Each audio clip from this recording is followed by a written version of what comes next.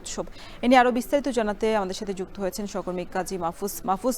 শেষ মুহূর্তের পূজার প্রস্তুতি কেমন দেখছেন, আর পূজা মণ্ডপের নিরাপত্তায় আইনশৃঙ্খলা বাহিনী এখন পর্যন্ত কোনো উদ্যোগ নিয়েছে কিনা, সার্বিক পরিস্থিতি কি, বিস্তারিত জানাবেন।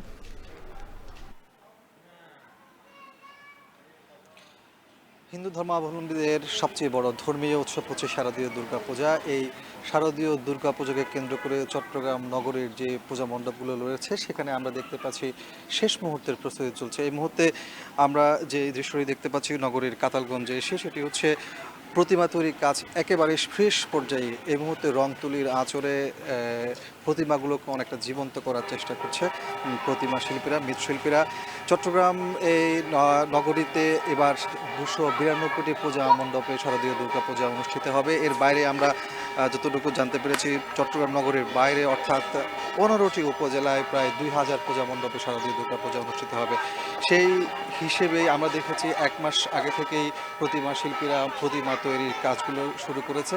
শেষ মুহূর্তে তারা এই রংতুলির আঁচড়ে এই প্রতিমাগুলোকে একেবারে জীবন্ত করে তোলার চেষ্টা করছেন। আমরা যে মণ্ডপে এখানে কিন্তু প্রায় 17 থেকে 18টি প্রতিমা তৈরি করা হয়েছে এবং সেগুলো হয়তো এখান থেকে বিভিন্ন জায়গায় চলে যাবে। এখানে যারা কারিগর রয়েছেন তাদের সাথে কথা আমরা বলেছি, তারা বলছেন যে এবার এক একটি প্রতিমা তারা সর্বোচ্চ 3 লাখ টাকা মূল্যেরও তৈরি করেছেন, আবার সর্বনিম্ন 35,000 টাকার প্রতিমাও তৈরি করেছেন।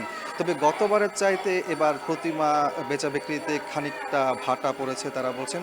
বিশেষ করে দূর দূরান্ত থেকে যারা প্রতিমা কিনতে আসেন এবার কিন্তু সেই দৃশ্যটি চট্টগ্রামে কম দেখা যাচ্ছে। তার কারণ হিসেবে তারা এখনো পর্যন্ত নির্দিষ্ট করে কিছু বলতে পারেনি। আর আপনি যেমনটি জানতে চেয়েছেন যে আইন শৃঙ্খলা বাহিনীর অবস্থা, আমরা মেট্রোপলিটন পুলিশের সাথে কথা বলেছি এবং জেলা পুলিশের সাথে কথা বলেছি। জেলা পুলিশ জানিয়েছে তারা 17টি নির্দেশনা দিয়েছেন নিরাপত্তা নিশ্চিত করার ক্ষেত্রে।